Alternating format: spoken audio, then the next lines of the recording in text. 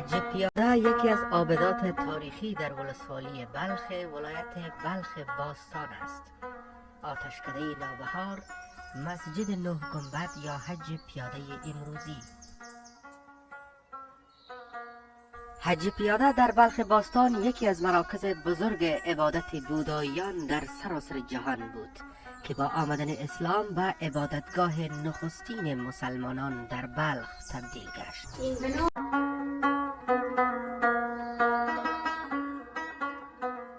مسجد 9 گنبد یا مسجد حاجی پیاده در دوران باستان آتشکده نوبهار یا معبد نوبهار بنایی است تاریخی در ولایت بلخ افغانستان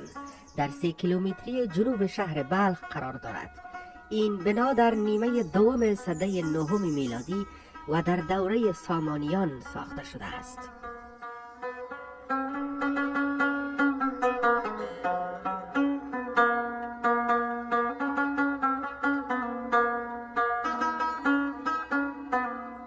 این بنا در دوران باستان و تا پیش از حمله اعراب به بلخ و دوران برمکیان آتشکده زردشتی و نیایشگاه بودایی بوده و به آتشکده نوبهار یا معبد نوبهار معروف بوده است. پس از ورود اسلام و در دوره حکومت اسلامی معابد زردشتیان و بوداییان و غیره از فعالیت باز ماندند یا تبدیل به مسجد شدند و شمار زیادشان هم تخریب شد. نوبهار یکی از معابد بود که در زمان فضل برمکی به صورت مسجد جامع درآمد و پسانتر نام مسجد 9 گنبد را کسب کرد. یعقوب لیث صفاری نیز در این کار سهم گرفته و حتی بقایای آثار نوبهار را که دارایی این سرزمین بود برای خلیفه عباسی به عنوان تحفه فرستاد و سرانجام به دست چنگیزخان تمام آبادی‌های بلخ همراه این بنای تاریخی که در آن زمان مسجد جامع شهر بود ویران گشت. در حمله چنگیز خسارات شدیدی دید و از توجه باز ماند و تا سالهای پیش به این شرط باقی مانده بود.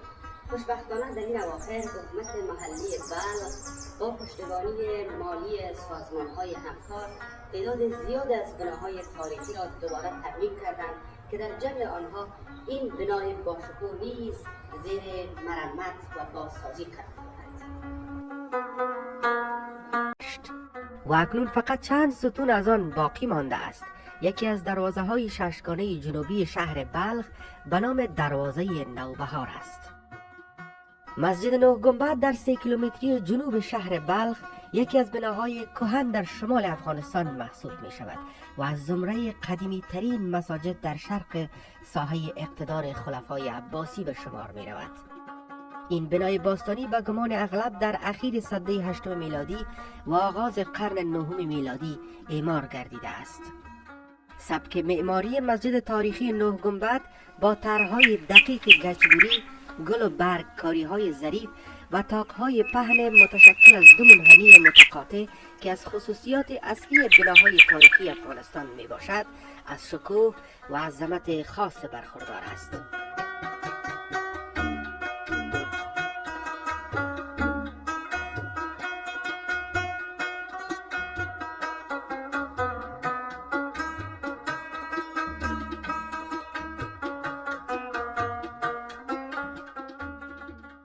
اکثر تاریخ نگاران اعمار آن را به دوره سامانیان اطلاق می دهند و برخی این بنا را کهن‌تر از عصر سامانیان دانسته و با این باورند که بنای 9 گنبد در ادوار پیش از اسلام در عهد اقتدار خاندان برمکی اعمار گردیده است و شاید همان معبد باستانی نوبهار باشد که برمکیان بلخ معتکف آن بودند،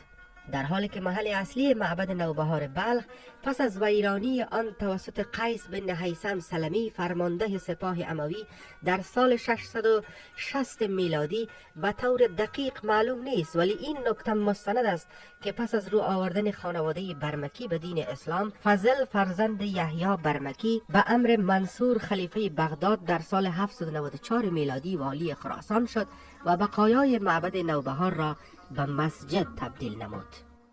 از این رو این حدس می تواند تا اندازه مقرون به حقیقت باشد، لیکن متاسفانه از بناهای عصر سامانی بجز از مسجد نوگنبد بلخ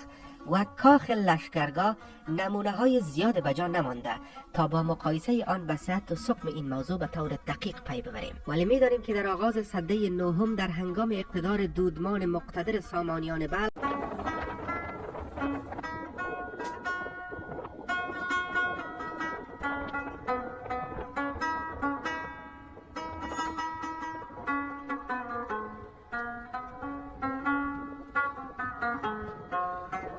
حج پیا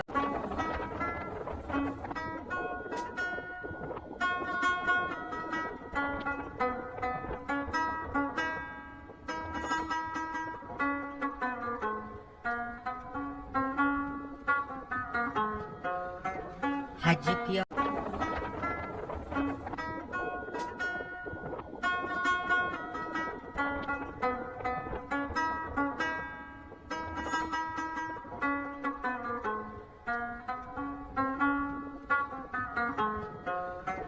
حج پیا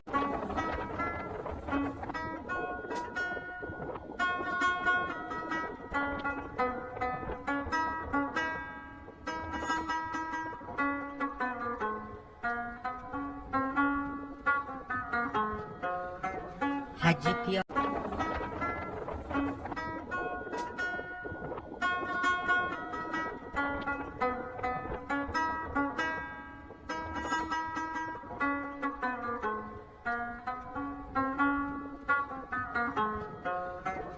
حج پیا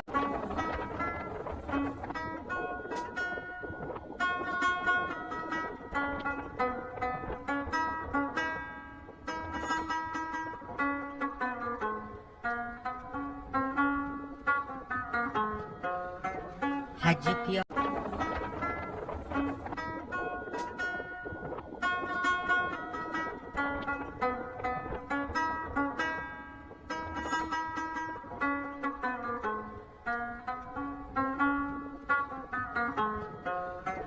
حج پیا